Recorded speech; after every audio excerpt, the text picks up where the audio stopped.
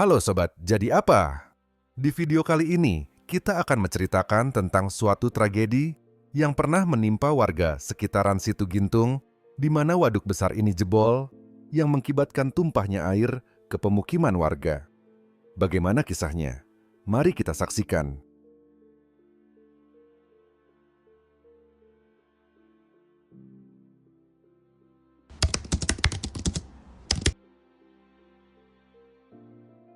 Hari itu adalah hari yang cerah di Tangerang Selatan. Matahari bersinar cerah dan angin sepoi-sepoi menyapu dedaunan di sekitar Situ Gintung, danau yang indah dan tenang. Penduduk sekitar, yang sebagian besar adalah petani dan pekerja, menjalani rutinitas sehari-hari mereka dengan penuh semangat. Anak-anak bermain di tepi danau, sementara ibu-ibu mengobrol santai di bawah pohon rindang.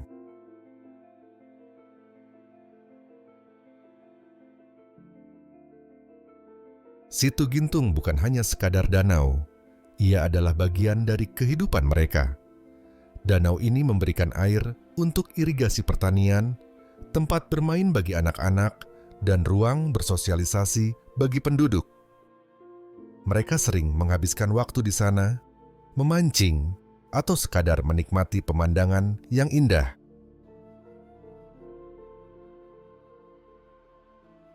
Namun, di balik keindahan tersebut ada tanda-tanda bahwa alam sedang tidak bersahabat. Hujan deras telah mengguyur kawasan tersebut selama beberapa hari terakhir. Meskipun warga sudah terbiasa dengan musim hujan, kali ini air hujan terasa lebih banyak dari biasanya. Mereka mulai merasakan kegelisahan, tetapi sebagian besar memilih untuk tetap optimis. Hujan ini hanya sementara, pikir mereka. Nanti juga reda.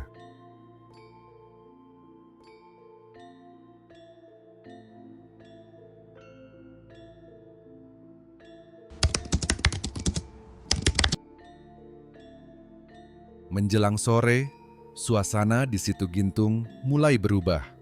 Awan gelap mulai mengumpul di langit, menggantikan sinar matahari yang hangat. Suara petir terdengar jauh di kejauhan, dan angin kencang mulai berhembus. Warga yang tadinya bersantai di tepi danau mulai bergegas pulang. Anak-anak yang sebelumnya bermain mulai dipanggil pulang oleh orang tua mereka.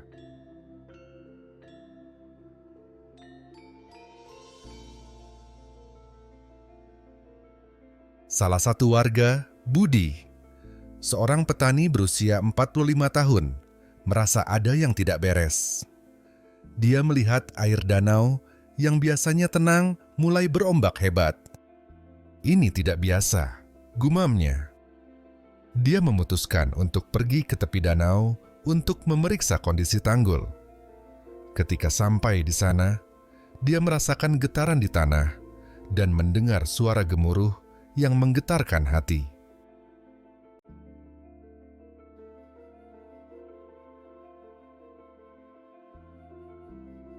Budi berlari ke rumahnya dan memberitahu keluarganya untuk bersiap-siap. Ada sesuatu yang tidak beres di danau. Kita harus siap-siap, serunya. Istrinya, Siti, dan dua anak mereka, Dito dan Rina, menatapnya dengan penuh kekhawatiran.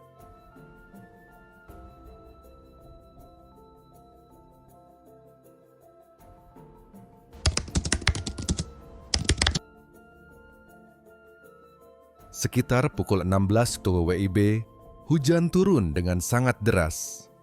Air dari Situ Gintung meluap, dan dalam sekejap, suara gemuruh yang menakutkan memenuhi udara. Tanggul yang menahan air tidak dapat lagi menahan tekanan.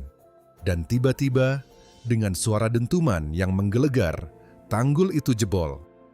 Air bah meluap ke permukiman, mengalir seperti sungai yang tak terbendung.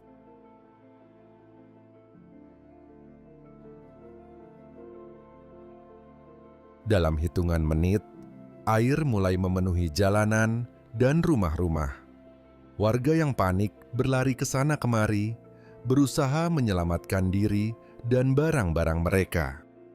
Budi berteriak kepada keluarganya untuk naik ke atap rumah. "Ayo, cepat! Kita tidak punya waktu!" serunya sambil menarik tangan Siti dan anak-anaknya.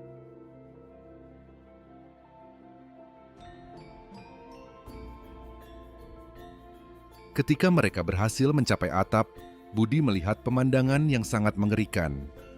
Air mengalir deras, menghanyutkan segala sesuatu yang ada di jalannya.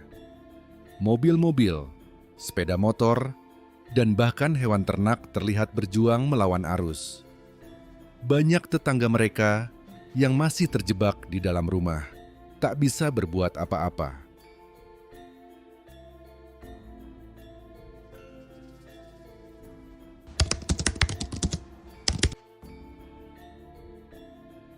Air terus naik, dan suara teriakan minta tolong terdengar di mana-mana. Budi berusaha mengingat teman-temannya yang mungkin terjebak di rumah mereka. Dia memutuskan untuk turun dan mencari bantuan. "Aku akan pergi. Tetap di sini dan jangan turun," kata Budi kepada keluarganya.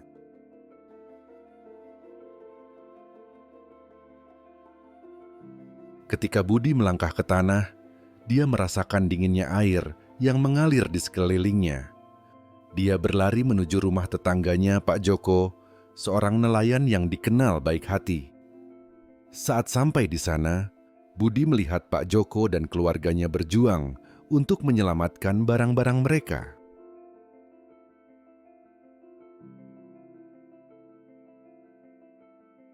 "Budi, tolong, kami butuh bantuan," teriak Pak Joko. Budi tidak ragu. Dia masuk ke dalam air yang sudah setinggi pinggang dan membantu Pak Joko dan keluarganya keluar dari rumah. "Ke atap, cepat!" teriak Budi. Mereka berusaha sekuat tenaga melawan arus yang sangat deras. Akhirnya, mereka berhasil mencapai atap rumah Pak Joko, tempat mereka berteduh sejenak dari ancaman air.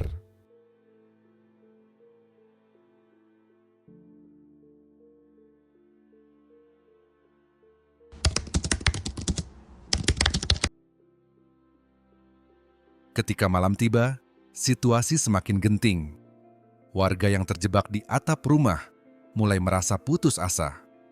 Beberapa dari mereka mengeluarkan ponsel untuk menghubungi keluarga atau meminta bantuan, tetapi sinyal telepon juga terganggu.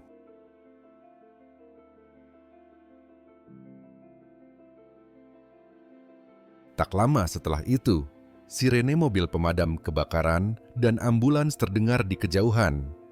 Tim penyelamat mulai berdatangan. Mereka berusaha menolong warga yang terjebak, menggunakan perahu dan alat penyelamatan lainnya.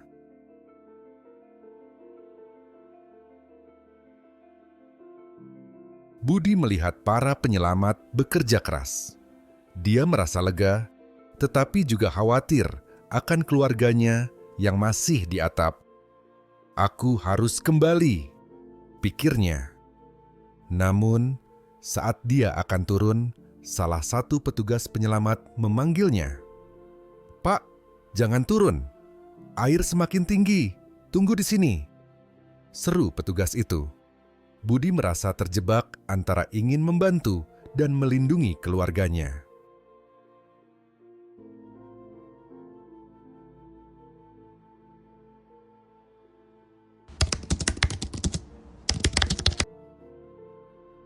Malam itu, Situ Gintung berubah menjadi lautan gelap. Suara air mengalir dan teriakan minta tolong memenuhi udara. Budi dan warga lainnya terpaksa menghabiskan malam di atap rumah, berusaha bertahan dari dinginnya malam dan ketakutan akan apa yang akan terjadi selanjutnya. Siti, yang masih berada di atap rumah mereka bersama Dito dan Rina, merasa sangat cemas. Dia tidak bisa tidur, memikirkan suaminya yang masih berjuang di luar. "Budi, di mana kamu?" bisiknya dalam hati, berharap agar suaminya selamat.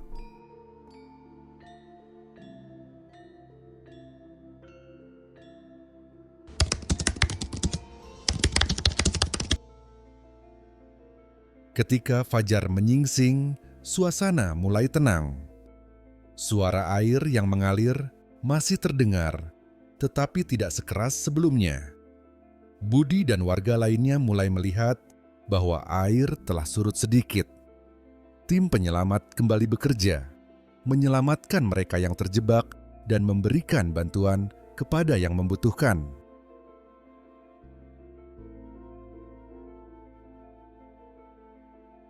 Budi akhirnya bisa menemukan jalan untuk kembali ke keluarganya. Dengan penuh semangat, dia melawan arus dan berhasil mencapai atap rumah mereka. "Siti, Dito, Rina," teriaknya saat melihat keluarganya. Keluarga Budi saling berpelukan. Air mata haru mengalir di wajah mereka. Meskipun mereka masih dalam keadaan ketakutan, mereka tahu bahwa mereka bersama dan akan saling melindungi.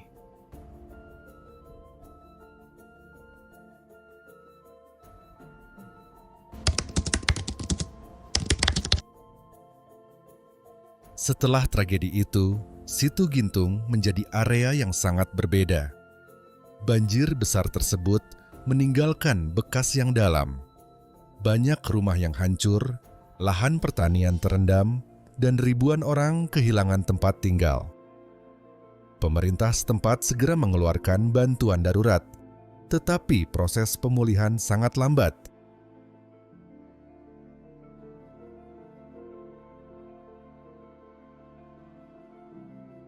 Budi dan keluarganya tinggal sementara di tenda pengungsian yang didirikan oleh pemerintah. Setiap hari, mereka harus menghadapi kenyataan pahit bahwa semua yang mereka miliki hilang dalam sekejap. Siti berusaha menenangkan anak-anaknya, berusaha mengajarkan mereka untuk bersabar. "Ini hanya sementara. Kita akan bangkit lagi," kata Siti sambil mengusap kepala Dito dan Rina. Meskipun hatinya berat, dia tahu bahwa mereka harus tetap optimis.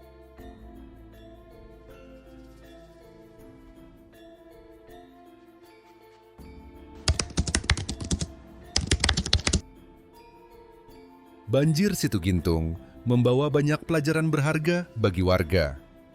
Mereka mulai berorganisasi untuk membantu satu sama lain, saling mendukung dalam proses pemulihan.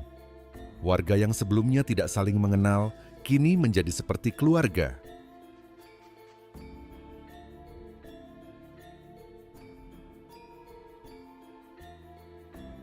Budi bergabung dengan kelompok relawan yang dibentuk untuk membantu membersihkan area yang terdampak dan memberikan dukungan kepada mereka yang membutuhkan. Setiap hari, mereka bekerja sama untuk membersihkan puing-puing, mengumpulkan sumbangan, dan menyalurkan bantuan kepada korban lainnya.